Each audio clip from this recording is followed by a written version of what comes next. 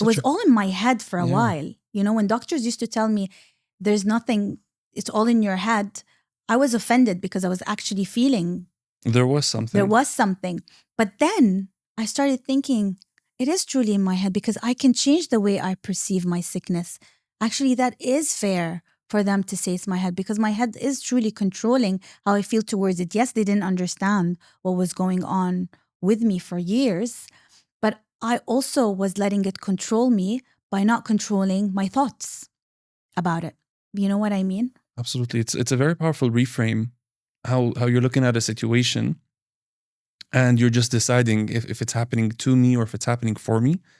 And one analogy that came to mind is the airplane oxygen mask analogy, which you found yourself in. Okay, we're all going through something really rough. Yeah. There is absolutely nothing I can do until I work on myself and find out how I can get through it, which is putting the oxygen mask.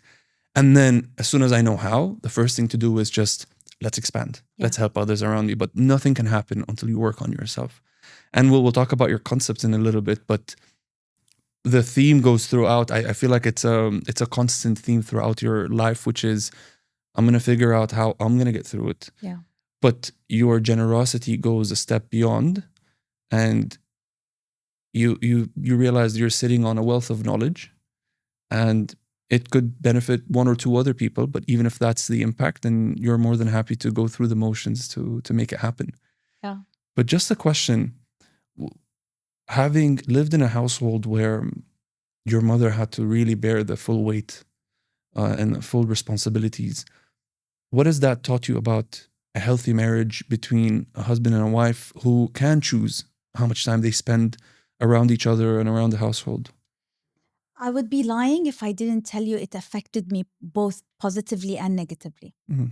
Because there were always, and I feel till today, there was always that fear factor that maybe my husband could go anytime, any day, and it could be sudden. And what will happen to me and my kids, not necessarily financially, yeah, because that was another burden. My mom being the housewife that wasn't involved in my father's business, didn't know the finances, you know, the typical Arab marriage, traditional arrangement. That was another shock for her. Maybe that's not my concern or the case for me now, but I worry about it constantly. I'd be lying, Muhammad, if I didn't say it's always a fear in me that anything could really go anytime. And the hardest part was that I witnessed my father's passing somehow. So when he got the heart attack, we were actually in the same car and he had the tingles in his arm. I never mentioned that, by the way, it just occurred to me. And so it was very traumatic for a 9-year-old to actually witness minutes before her father passes away what a stroke really is and how worried and concerned you become before he was rushed to the hospital and you're waiting eagerly at home for what the doctors are going to say, which is hopefully he needs a bed rest. Only to hear that he's gone and you didn't really say goodbye. You weren't prepared, you know, and the chaos that comes after it. So these are not the best memories when you think of your loved ones leaving you. You want to think of them being so old, lived a full life. You were there to say goodbye, promise them that you're going to be there for the family and to leave a good legacy, hopefully, you know, all these things. This is how you picture your loved one leaving. You don't picture that sort of traumatic exit from life when you love someone so much. So there is that fear, but it also taught me not to take a relationship for granted.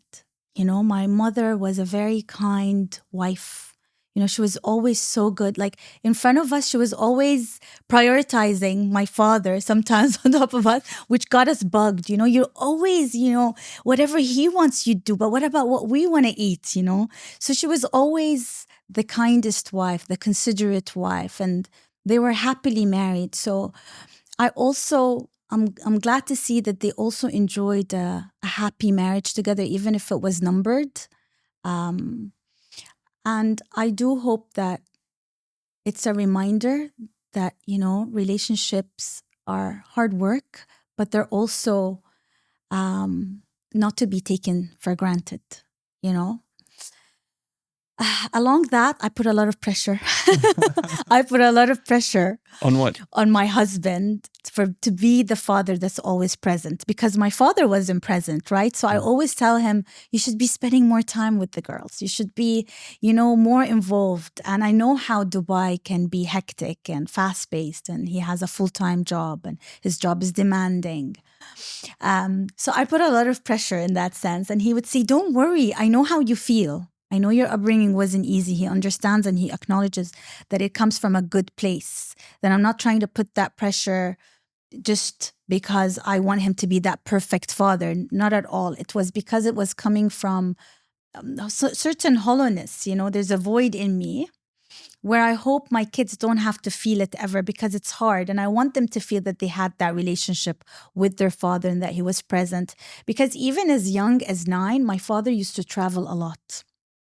So even the years that he was supposed to be around us, his job was demanding. And, he was expanding his own business, engineering business, at a time when Abu Dhabi was booming.